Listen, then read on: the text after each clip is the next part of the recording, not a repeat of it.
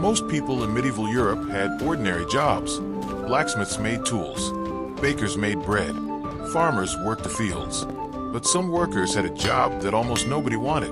They were called gong farmers.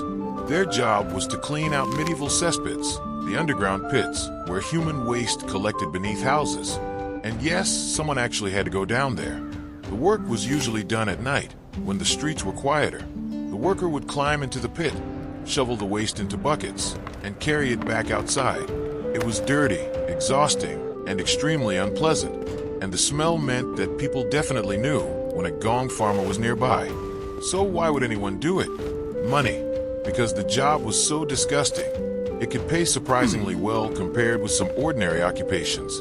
But the job wasn't just about getting paid. Keeping cesspits from overflowing was important for medieval towns.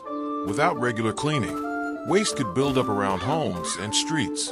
And the workers had to deal with blocked pits, narrow underground spaces, heavy buckets, and the constant risk of falling or getting stuck. Some of these pits were surprisingly deep, making the job even more dangerous. And because they often worked at night, a worker could spend hours underground with nothing but a small lantern lighting the way. Imagine spending your entire night underground while everyone else in the town was asleep. Then, when morning came, you simply Far went below home the surface, and did it all again. life carried The on. strangest part? People needed these workers, but probably didn't want to be anywhere near them. So while medieval Europe had knights, kings, blacksmiths, and merchants, there were also people whose entire career was cleaning human waste. And somehow, that was a real job. Like in Sub's Rice,